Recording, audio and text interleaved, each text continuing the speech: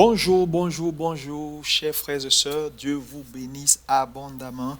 Je suis Alexandre Amazou et nous parlerons aujourd'hui de la foi dynamique. La foi dynamique, qu'est-ce que c'est? C'est très important en tant qu'enfant de Dieu de savoir ce que c'est que la foi dynamique. Et la foi est une ressource que Dieu nous donne pour pouvoir opérer dans la classe divine. La foi est un code d'accès sur le surnaturel. C'est par la foi que nous avons accès au surnaturel. Nous pouvons côtoyer le surnaturel. Sans la foi, nous allons côtoyer le surnaturel sans réellement bénéficier du surnaturel. La foi est ce qui rend les impossibilités de la vie d'un homme possibles. C'est très important. Mais pour que les impossibilités de la vie d'un homme deviennent possibles, il est important d'exercer ce que j'intitule la foi dynamique, cette foi active. Pas cette foi passive, pas cette foi religieuse, mais cette foi qui est dynamique, qui est violente et qui nous permet de croire en Dieu et de tenir sur la parole de Dieu, quelles que soient les circonstances. Nous allons faire quelques lectures qui sont importantes. Luc 18, verset 27. Or, sans la foi, c'est-à-dire où la Bible déclare que ce qui est impossible aux hommes est possible à Dieu. Alléluia. Et nous pouvons voir également dans Romains 10, verset 17, la foi vient de ce qu'on entend et ce qu'on entend vient de la parole de Dieu. La foi donc, nous l'avons définie, la foi donc c'est tenir sur la parole de Dieu jusqu'à ce que Dieu vous a dit, a mis dans votre cœur, devienne une réalité dans votre quotidien. Donc, c'est en cela que nous parlons du combat de la foi, le combat de la foi.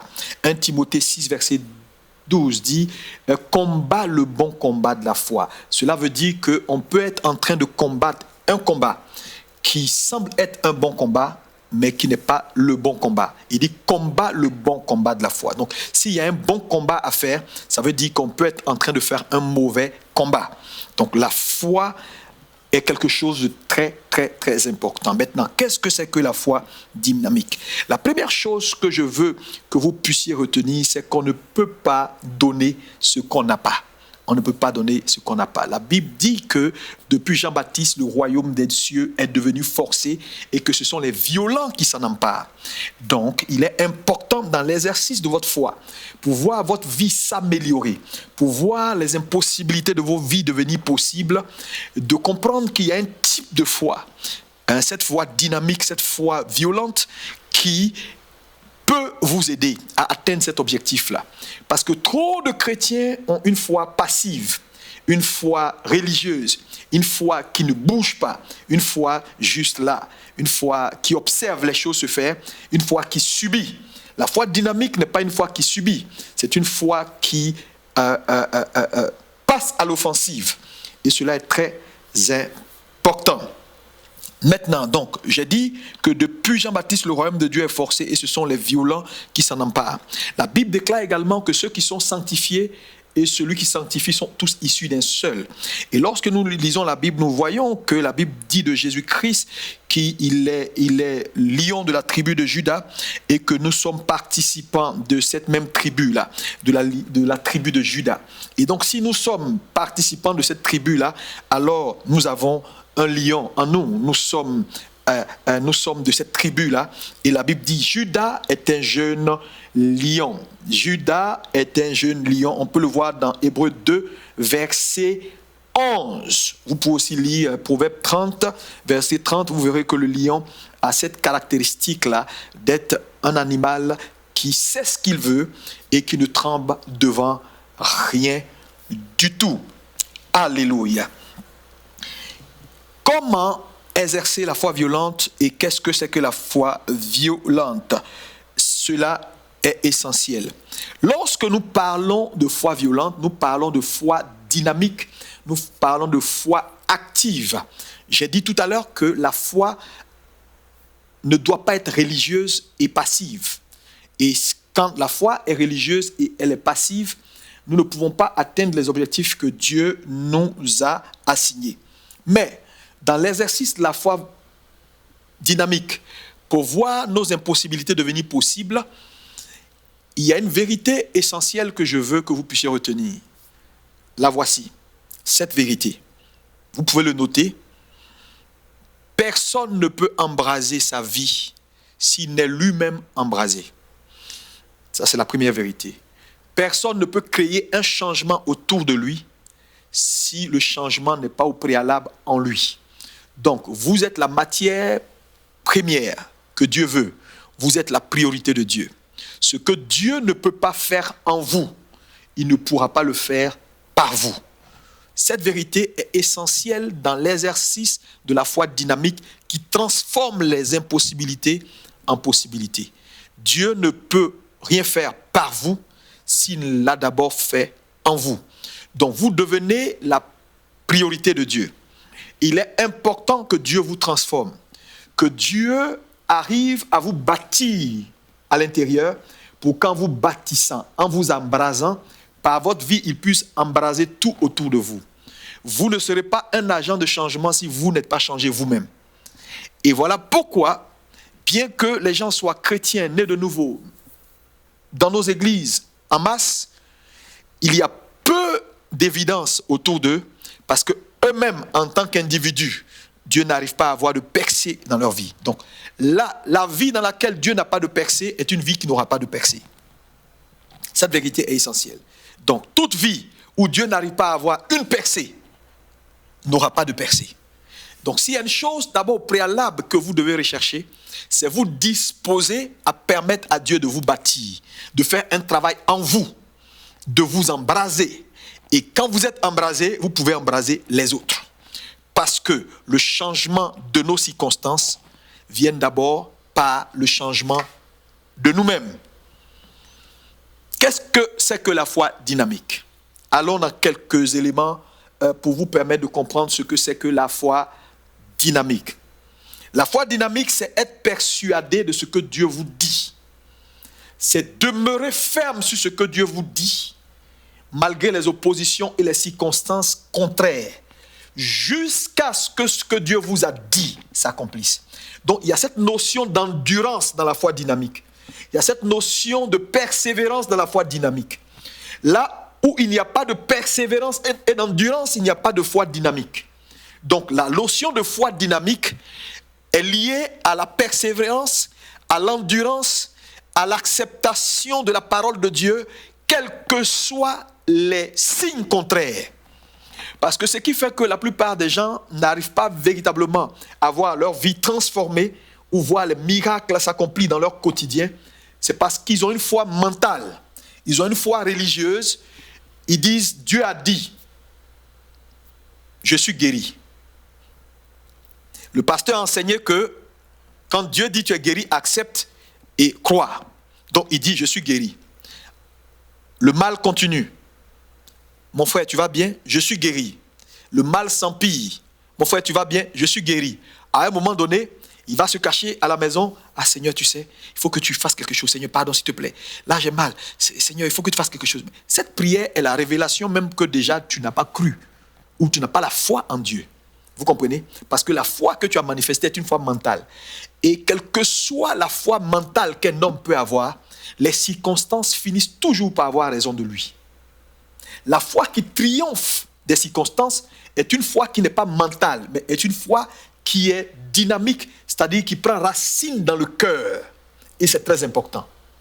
Parce que les circonstances ne vont pas lâcher jusqu'à ce que réellement ton endurance soit mise à l'épreuve.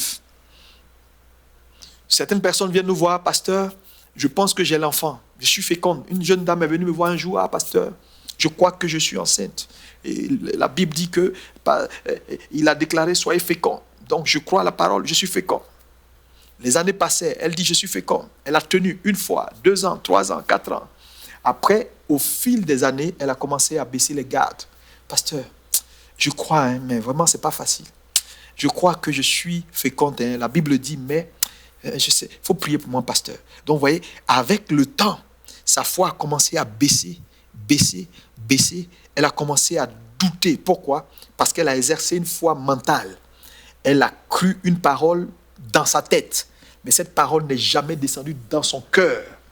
C'est dans le cœur que la parole est productive et non dans la tête. C'est dans le cœur que la parole est féconde et non dans la tête.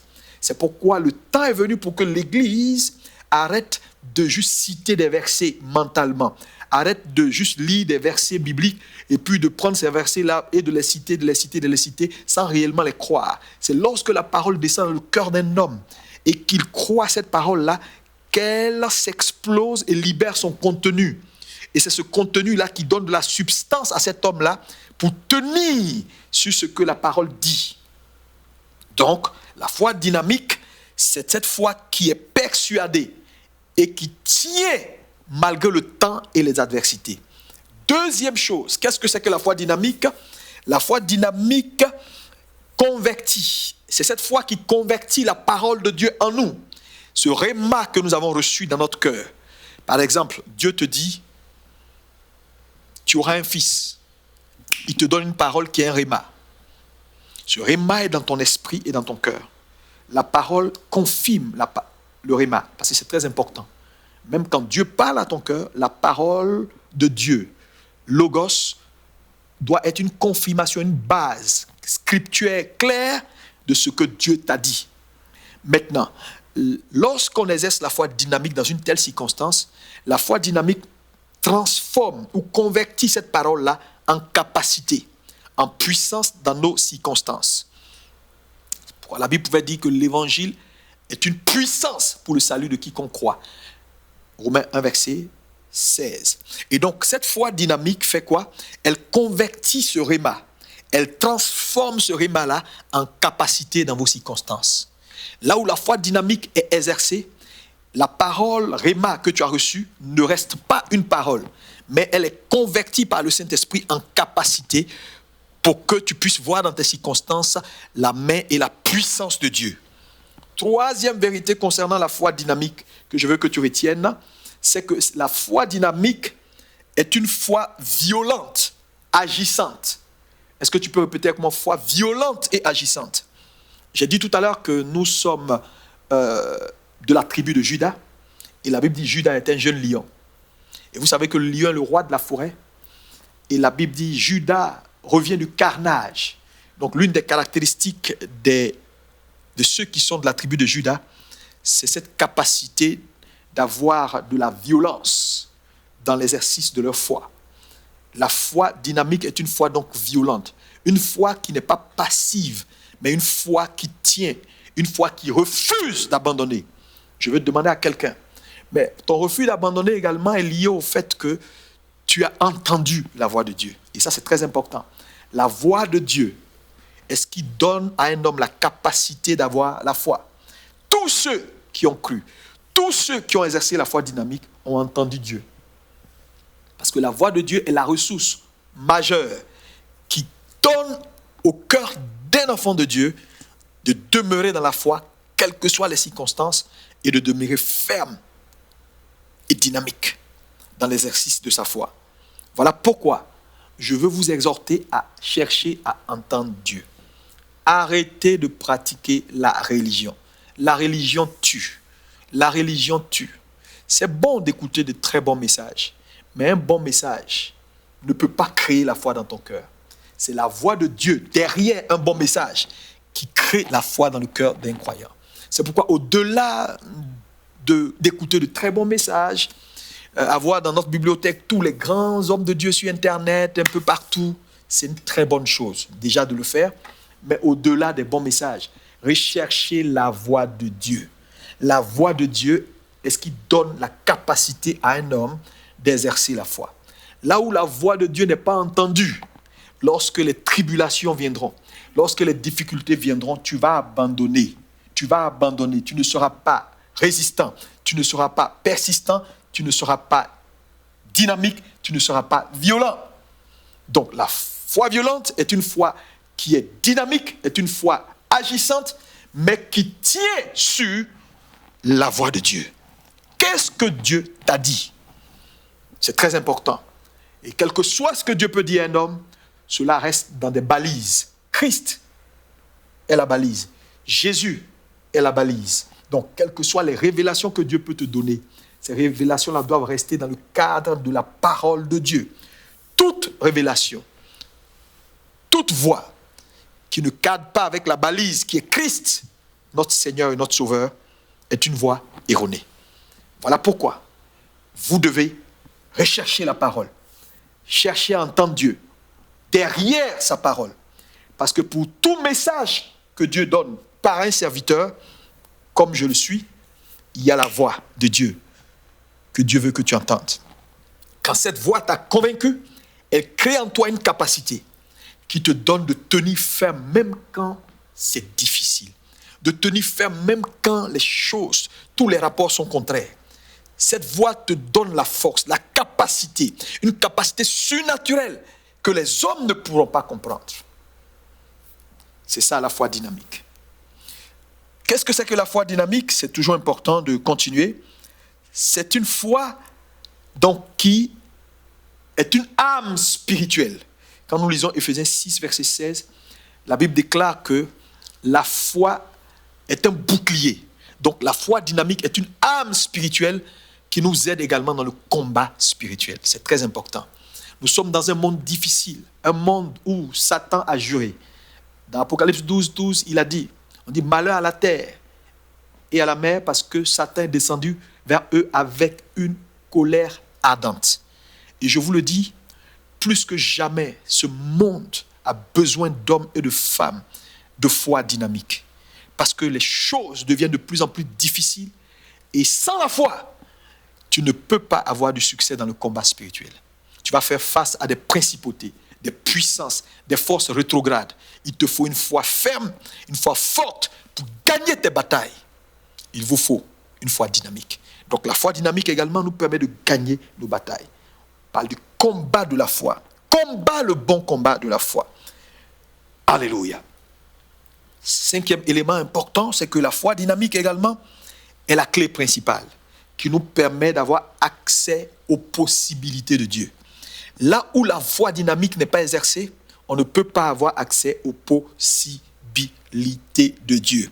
Marc 9, verset 7, la foi est la clé principale qui vous donne accès aux possibilités de Dieu. Tout est possible à celui qui croit. Mais à celui qui croit Dieu, à celui qui exerce la foi de Dieu.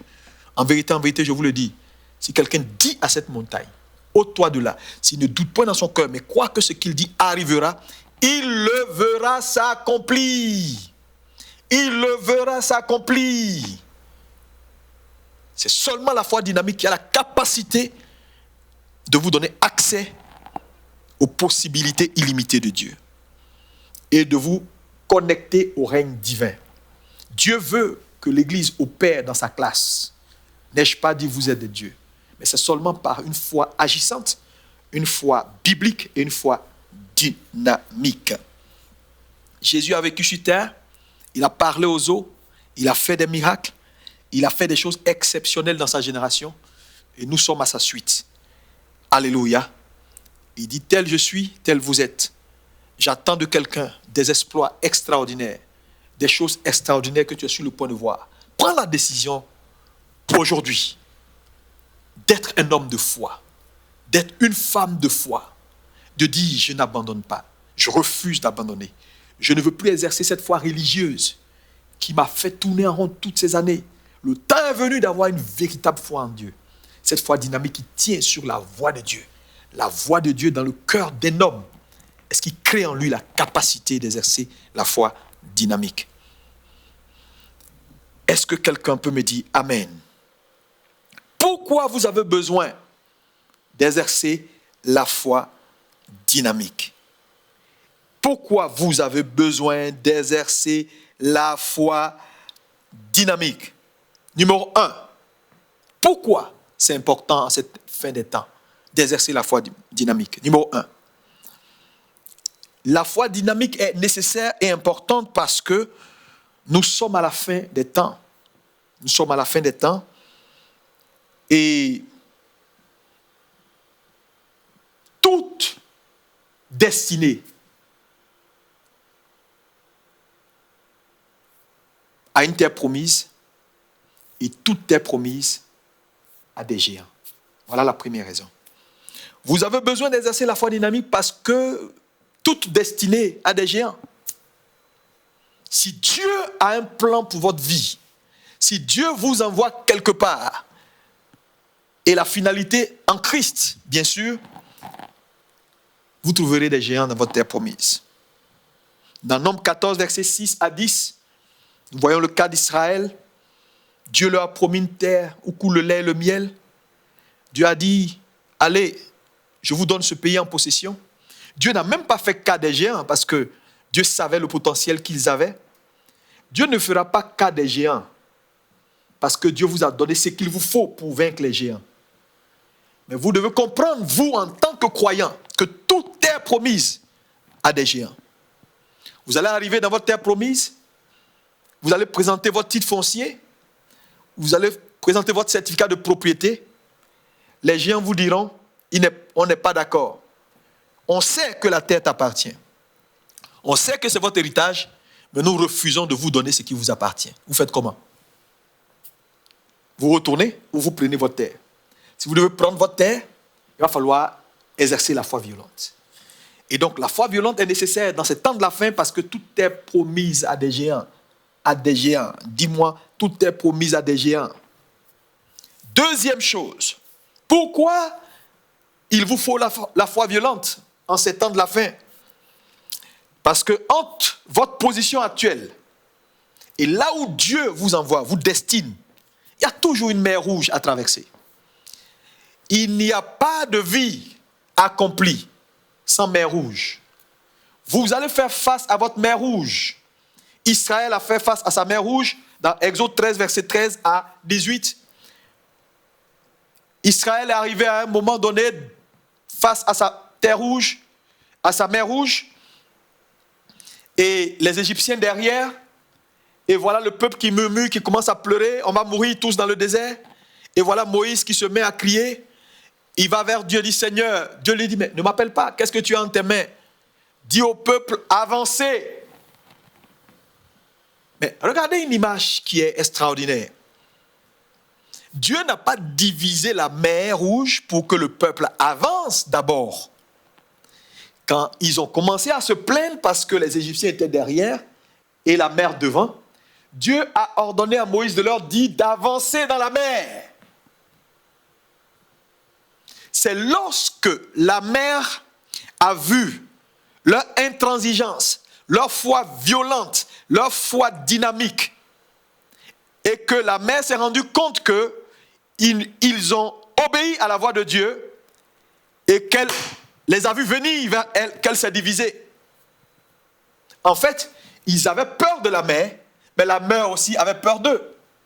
Donc quand la mer s'est rendue compte qu'ils n'allaient pas capituler, et qu'ils ont dit simplement avancez, et que le peuple a commencé à avancer.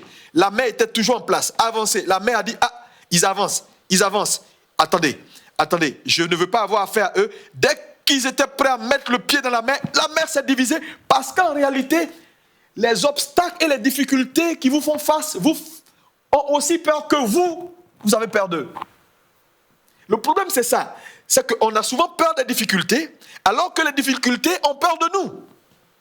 Si seulement tu peux comprendre que toute mer rouge, tout obstacle, tout géant dans ton territoire, en réalité a peur de toi, tu ne vas pas reculer. Et c'est seulement quand Israël a décidé d'avancer, sans avoir peur, que la mer a capitulé. Je prophétise et je déclare que quels que soient les obstacles devant ta vie, dans ton ministère, que ces obstacles capitulent au nom de Jésus face à ton dynamisme, à ta décision d'aller de l'avant. Au nom puissant de Jésus. Alléluia. Je vois des obstacles dans la vie de quelqu'un tomber au nom de Jésus. Je vois des murailles dans la vie de quelqu'un tomber au nom de Jésus. Je vois des changements notables dans la vie d'un enfant de Dieu maintenant au nom puissant de Jésus. Alléluia, alléluia, alléluia. Pourquoi nous avons besoin de foi dynamique? Parce que en toi et ta gloire, il y a des obstacles que tu dois vaincre. 1 Corinthiens 16, verset 9. Tu dois refuser d'abandonner. Tu dois refuser d'être une victime. Tu dois continuer à te battre jusqu'à posséder chaque mètre carré du territoire qui représente ton héritage. Voilà pourquoi tu as besoin de la foi dynamique. Maintenant, je vais terminer avec ceci. Quelles sont les caractéristiques d'une foi dynamique? Numéro 1, c'est très important. Quelles sont les caractéristiques d'une foi dynamique? La foi dynamique est une foi ferme qui n'abandonne et qui ne recule devant rien. Ça, c'est la première caractéristique. Une foi dynamique ne recule devant rien. C'est une foi ferme, c'est une foi qui est prête à aller jusqu'au sacrifice suprême de la mort. Ça veut dire quoi? Qu'importe ce qui arrive, ce que Dieu a dit, c'est ça qui reste l'élément à suivre. La foi dynamique est une foi ferme qui n'abandonne jamais. Première caractéristique. Deuxième caractéristique, la foi dynamique donne du repos. Exode 33, verset 14, Marc 11, verset 28, elle donne du repos. Cela veut dire quoi?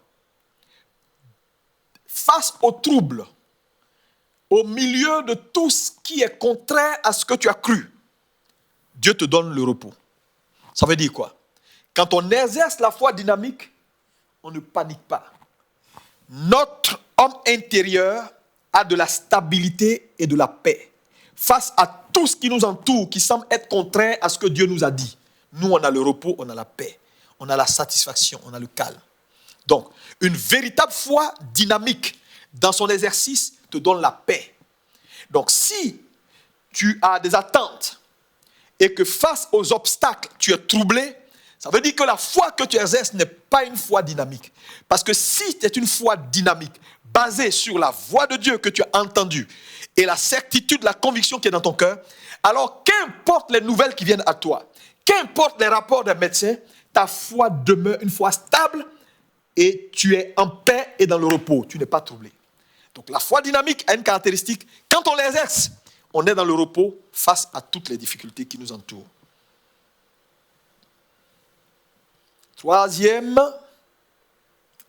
Quatrième caractéristique. Troisième caractéristique. Merci. La foi dynamique est une foi qui affecte votre apparence. Cela veut dire quoi? Quand vous marchez dans cette foi dynamique et biblique, votre apparence est affectée. Quand on vous voit, même votre visage reflète la gloire de Dieu. Malheureusement, aujourd'hui, tu vois, les chrétiens ont développé tellement de complexes, tellement la vie les a malmenés, que tu vois des chrétiens, quand ils marchent, ils ont le visage tout attristé. Quand tu les regardes, ça fait tout pitié. On dit, mon frère, ça va? Oui, ça va, ça va. Vous voyez? Et ces frères-là ne reflètent pas la gloire de Dieu. Je déclare que si ton cas était ainsi, que Dieu te renouvelle au nom de Jésus.